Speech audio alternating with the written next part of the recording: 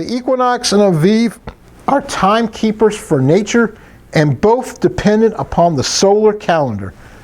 The equinox happens when the sun is directly above the equator, and in the spring, thus it is called the equinox. The first moon of the new religious year arrives after the equinox. So the religious calendar will start after the equinox. So the first moon of the new religious calendar will start after the equinox. And this, so the new religious calendar typically starts in March, but can happen in April as well. So we have to have the equinox, and then we get to the first dark moon, and that will start off the new month of the new religious calendar.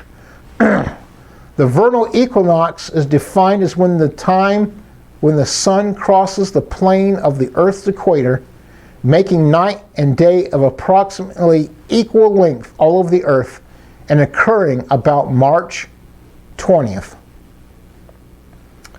So the equal day and night of being the equinox, the Hebrew word is tekufah. Tekufah, that is the equinox. Astronomers and astrologers are needed to determine spring, summer, and autumnal and winter equinoxes. Nisan is a Babylonian name for the first month of the year, showing a pagan influence on Judah during and after their Babylonian captivity. That is where we get a lot of the Jewish names of the months, such as Tishri, Nisan, Av, Tammuz. We get those names from the Babylonian captivity. So you have to wrestle with whether you're going to use the Babylonian names or you're going to use the like the numerical months, like the first month, the seventh month, that sort of thing. So in the Paschal canons, Antiochus said that at the time of Messiah and before, Passover never was allowed to occur before the vernal equinox, but did exactly that under the present Hillel calendar, where Passover was placed 2 days before the equinox in the 17th year of the cycle. This never occurred in the temple times. So this may be an indication of there may be some errors there in the Hillel or the crescent calendar keeping. Further, Antiochus points out that this can be learned from Philo, Josephus, and Musaeus, and not only them, but also by those yet more ancient, the two Acapotheli, surnamed Master, and the famous Aristobulus, who was chosen among the 70 interpreters of the sacred and holy Hebrew scriptures by Ptolemy Philadelphus and his father, who also dedicated his exegetical books on the law of Moses to the same kings. So we've already determined tekufah is the Hebrew word for the equinox. It is a general term for the circuit of time, a cycle, and may be applied to the term of a year, a period of pregnancy, or the end point of anything, such as a day. The term is used in a variety of ways, as you can see at Exodus 34:22, Psalms 19:6, and 1 Samuel 1:20. Equinox is a circuit of the sun, a completed circuit such as in Psalms 19:6. Its rising is from one end of the heavens, and its circuit to the other end, and naught is hidden from its heat. This is an indication of equinox defined. On the day of the equinox, daytime and nighttime are of approximate equal duration all over the planet. We know when the equinox has arrived, when the day and night are equal lengths. The nominal aim is to ensure that the first day of the festival of Passover, falls on the first moon after the vernal equinox, following the biblical rule, observe the month of Abib, and keep the Passover unto Yahweh your Elohim. So in talking about the equinox, we look at Exodus 34:22. And thou shalt observe the feast of weeks, and the first fruits of wheat harvest, and the feast of gathering at the year's end.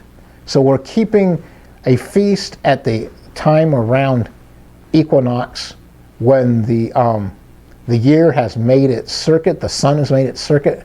In Psalms 19:6, it says, his going forth is from the end of the heaven, and his circuit unto the ends of it. And there is nothing hid from the heat thereof. So we're talking about the sun's cycle, its circuit. And so again, I reemphasize the word tekufah means a revolution of the sun in its circuit. And so the sun's circuit comes to an end.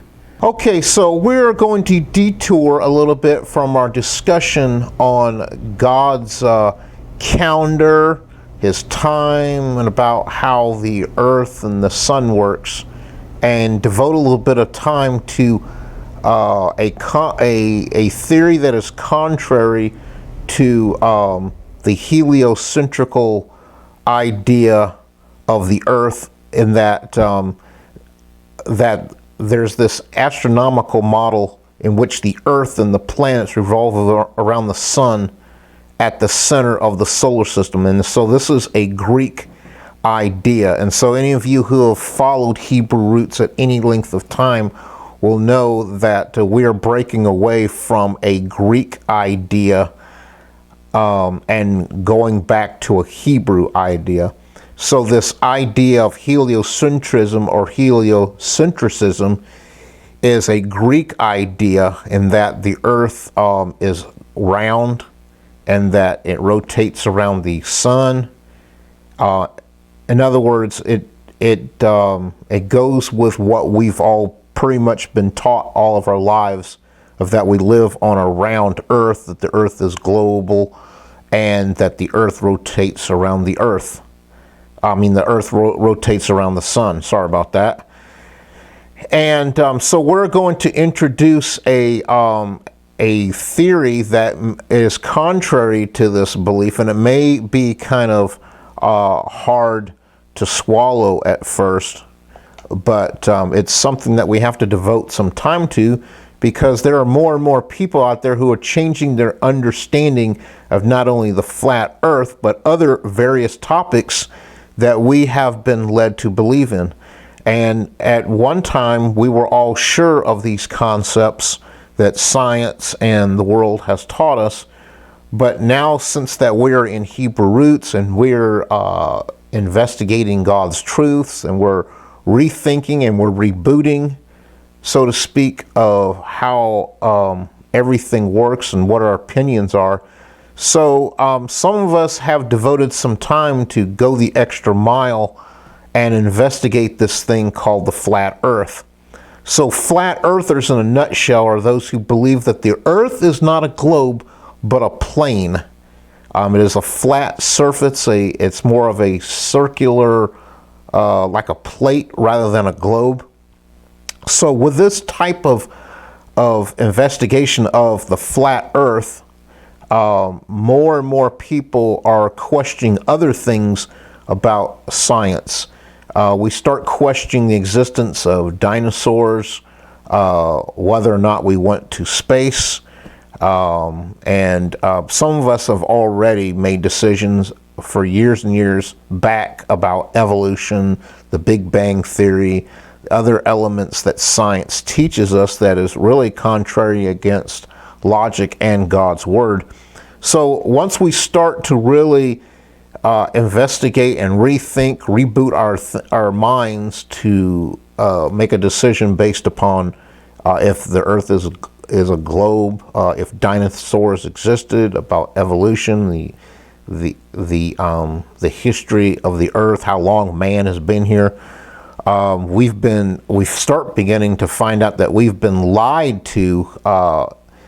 Not only school, but the government has lied to us. The system has lied to us, so we're starting to really wanting to investigate what our beliefs really are about these subjects.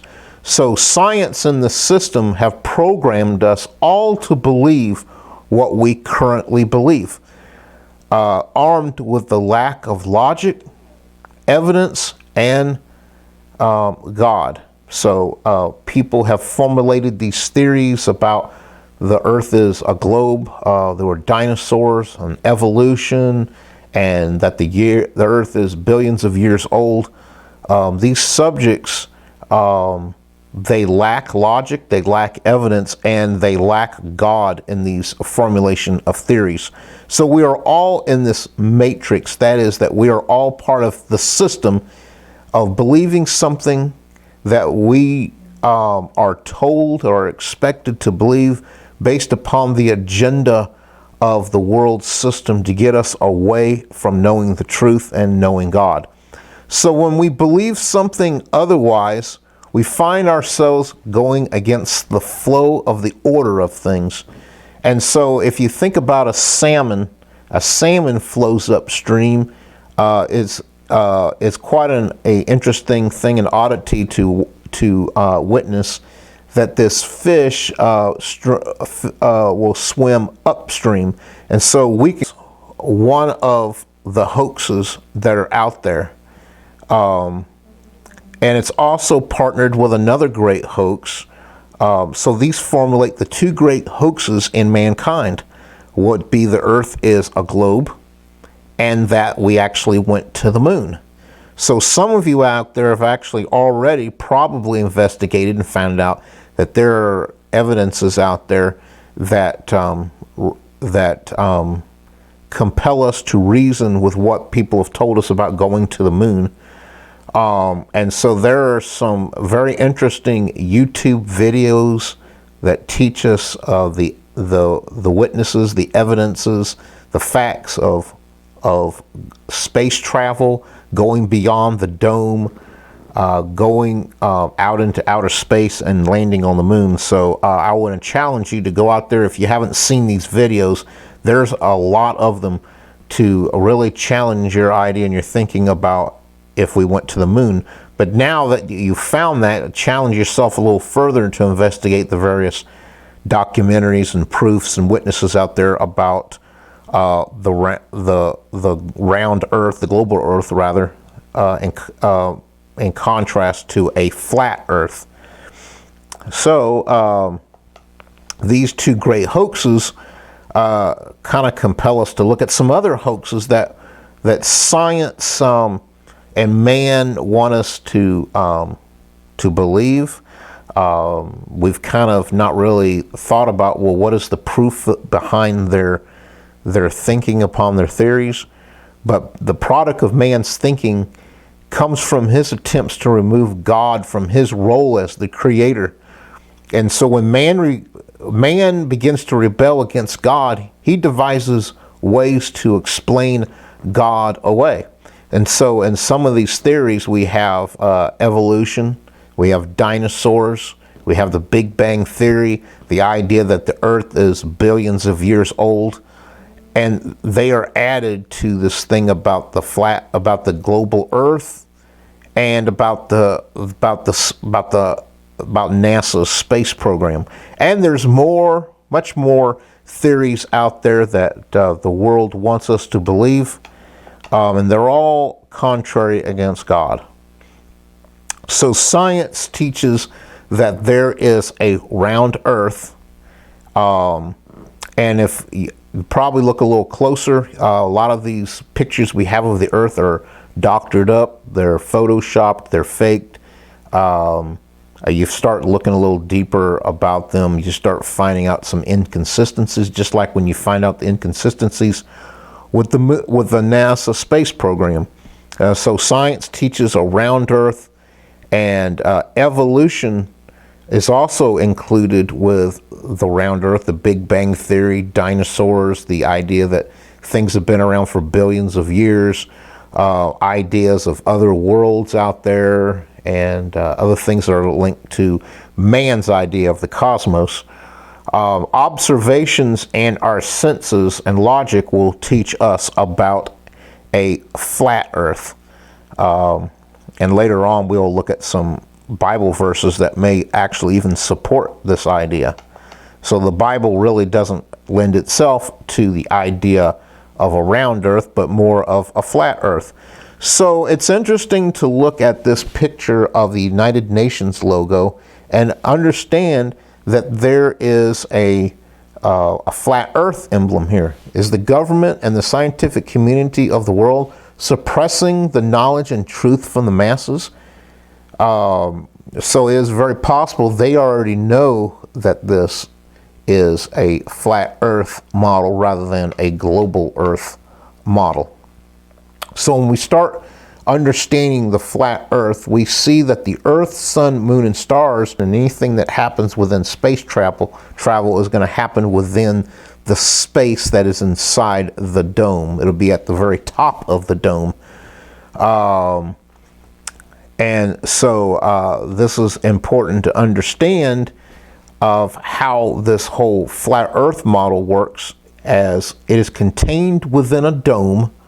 God created the dome. The dome is the firmament that he created in the beginning of creation.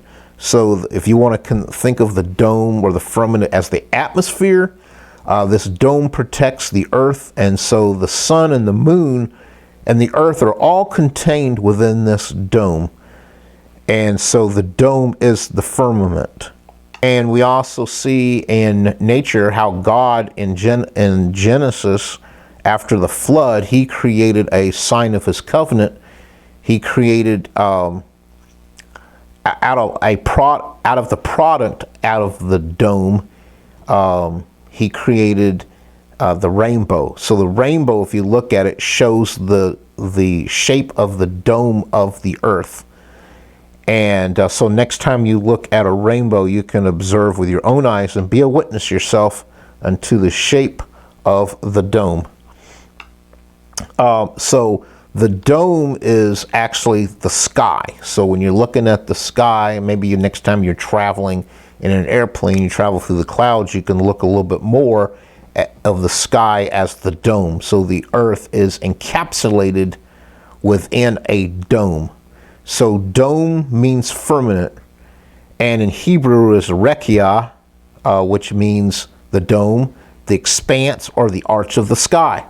And so if we look here at Genesis 1:14, and God said, "Let there be lights in the firmament of the heaven to divide the day from the night, and let them be for signs and for seasons and for days and for years."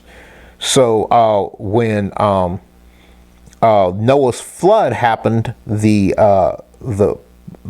firmament let loose its big containers of water.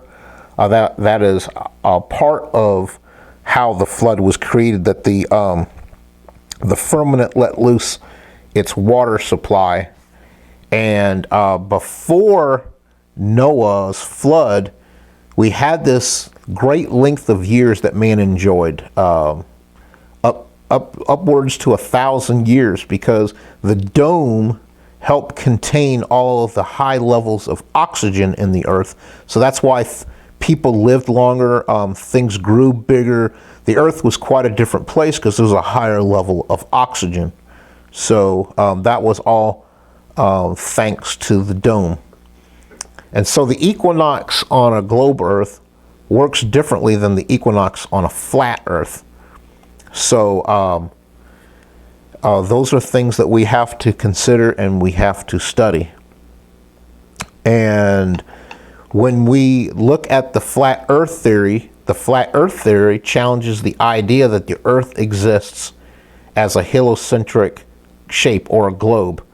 So people out there, maybe yourselves, maybe others, will say this is all crazy talk. Science teaches that the earth is a globe. But just remember, science also teaches us that the earth is billions of years old. Science teaches us evolution. Science teaches us there is no God. So how does the sun work on a flat Earth? So the sunlight is provided by the sun circling above the Earth, kind of like a flashlight working within the Earth's dome. So if you were to take let's just say that when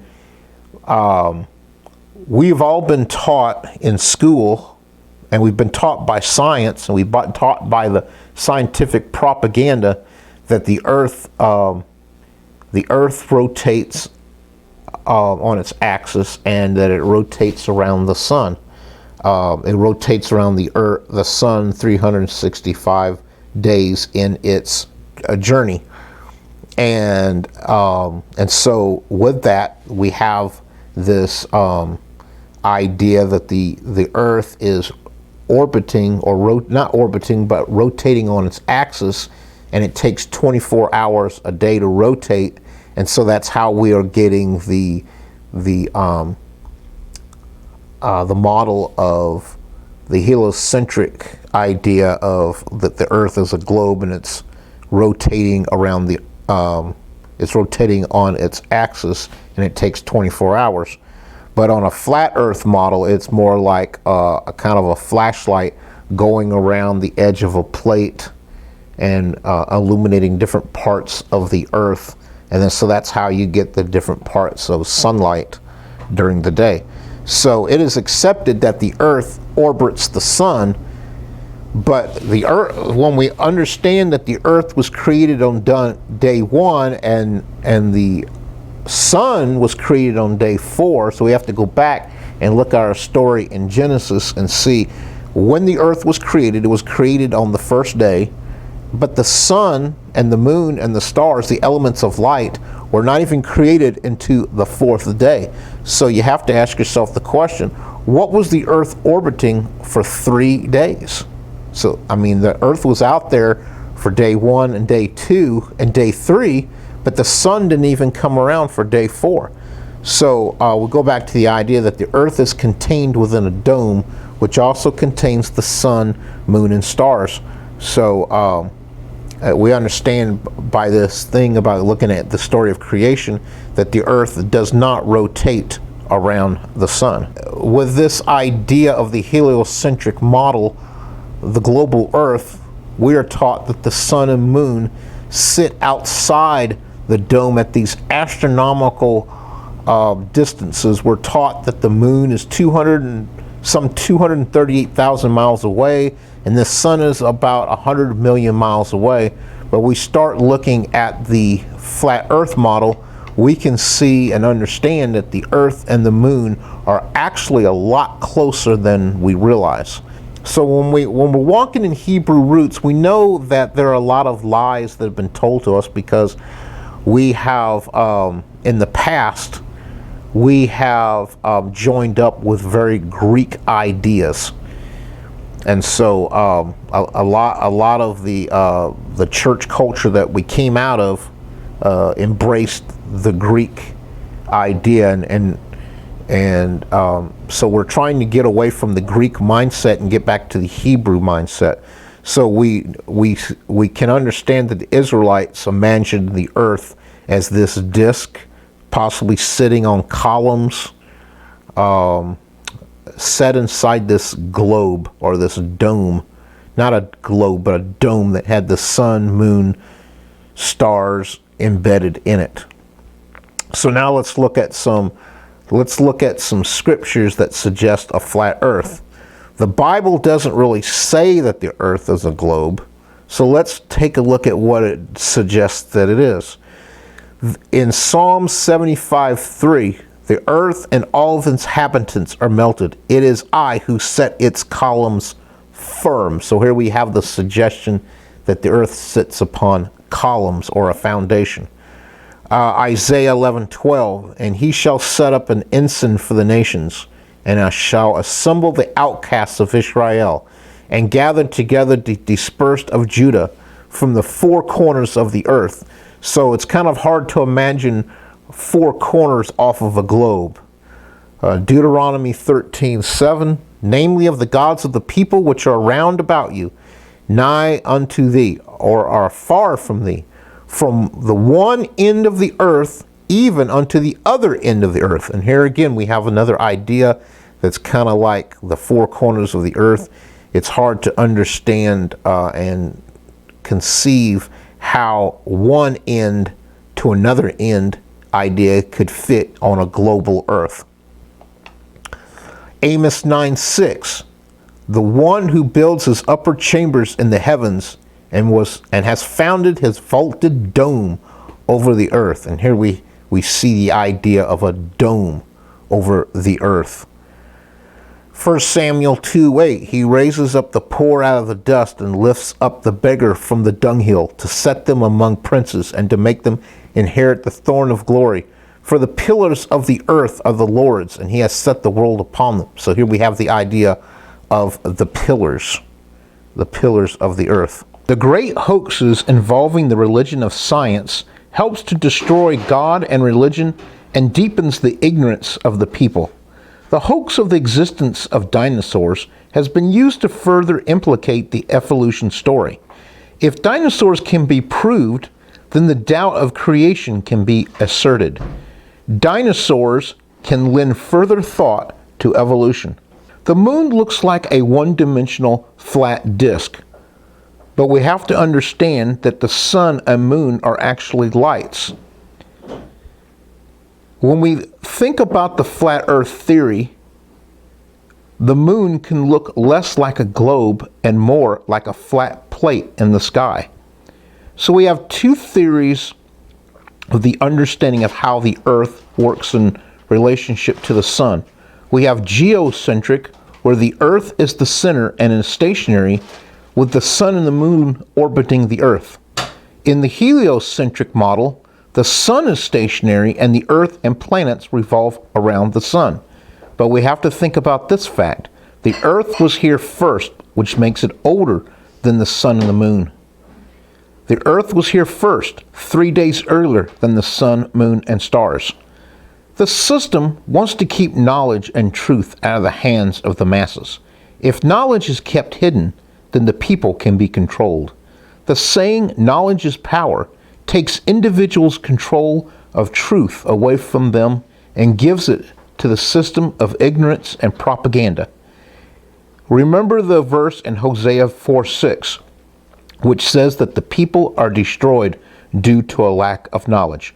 So this little detour teaching on the flat earth and its associated elements is not a comprehensive teaching on the flat earth, nor have we delved into the proofs and the experiments and the ideas that support a flat earth theory, but it exists primarily just to say that we have to look at both models of the flat earth and the globe earth so that we can understand God's calendar in the way it's meant to be.